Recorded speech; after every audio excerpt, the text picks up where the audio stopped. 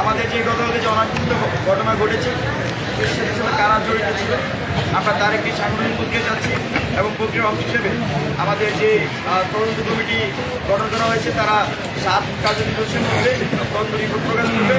গতকালের ঘটনাকে আমরা ভুলে গিয়ে নতুন করে শিক্ষার্থীদেরকে ঐক্যবদ্ধ করে একটি শিক্ষাবান্ধব পরিবেশ ক্যাম্পাসে রেখে ছাত্র রাজনীতিতে আমাদের ভূমিকা আমরা পালন করব। গতকালকে যে অনাকাঙ্ক্ষিত ঘটনা, সেই অনাকাঙ্ক্ষিত ঘটনা নিয়ে আমরা 3 সদস্য বিশিষ্ট একটি তদন্ত কমিটি গঠন করেছি। আমাদের এই তদন্ত কমিটির প্রধান থাকবেন তাহমিদ আল মুদাসসির চৌধুরী, মুখ্য সংগঠক কেন্দ্রীয় নির্বাহী সংসদ। আমাদের তদন্ত কমিটির আরও দুইজন সদস্য থাকবেন শহীদ মোহাম্মদ সিয়াম, সিনিয়র যুগ্ম আহ্বায়ক, জাহাঙ্গীরনগর বিশ্ববিদ্যালয়ের অধ্যক্ষ, নাইম আবেদিন, সিনিয়র সংগঠক, ইস্টার্ন বিশ্ববিদ্যালয়ের অধ্যক্ষ। আমরা মূলত এখানে কেন্দ্রীয় নির্বাহী কমিটিতে আমরা যেটা চেষ্টা করেছি, এখানে ওই নাইম আবেদিন উনি প্রাইভেট বিশ্ববিদ্যালয়ের শিক্ষার্থী আছেন, শহীদ মোহাম্মদ সিয়াম উনি জাহাঙ্গীরনগর বিশ্ববিদ্যালয়ের শিক্ষার্থী আছেন, আর তাহমিদ আল মুদাসসির চৌধুরী উনি ঢাকা বিশ্ববিদ্যালয়ের শিক্ষার্থী এবং একই সাথে আমাদের কেন্দ্রীয় নির্বাহী সংসদের মুখ্য সংগঠক।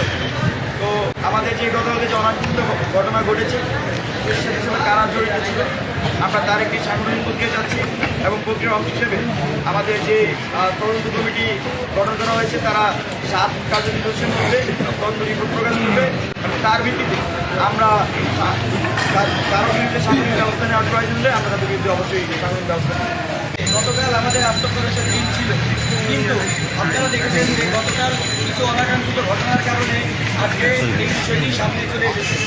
আমরা জুলাইতে পাবলিক প্রাইভেট কোনো ভেদাভেদ বাদ রেখে যখন প্রাইভেট বিশ্ববিদ্যালয়গুলো বন্ধ হয়ে গিয়েছিল তখন কিন্তু আমরা প্রাইভেট ইউনিভার্সিটির শিক্ষার্থীরা তাদের প্রতি যে আমাদের আত্মার টান, সেই আত্মার টানে কিন্তু আমরা রাজপথে নেমেছিলাম।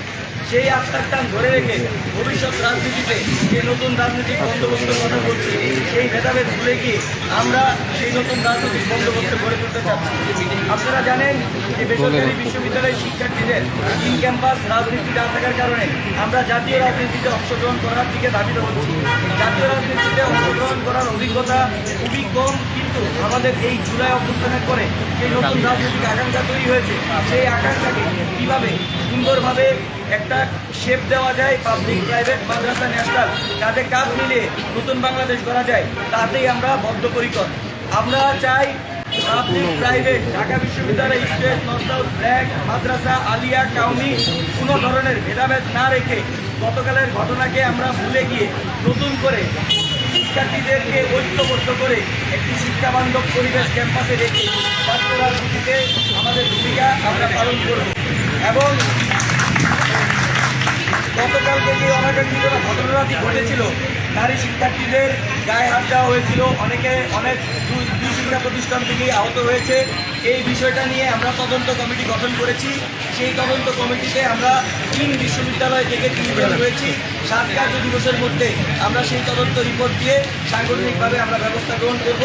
তবে সেই ঘটনাটি কি কোনোভাবে পরিকল্পিত ছিল নাকি বা কেন ঘটেছে সেটা আমরা তদন্ত সাপেক্ষে আপনাদেরকে জানাবো। তবে শেষ পর্যন্ত একটাই, নতুন বাংলাদেশ বিনির্মাণে সকল ইনস্টিটিউশন ঐক্যবদ্ধ এখনও আছে।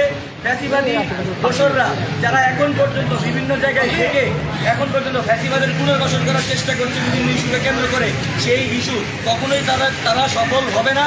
কারণ আমরা সারা বাংলাদেশের ছাত্র জনতা ফ্যাসিবাদের বিরুদ্ধে এখনও যদি ডাক করে, ইনশাআল্লাহ আমরা এক কাতারে রাজপথে আবার নিয়োজিত করতে পারছি।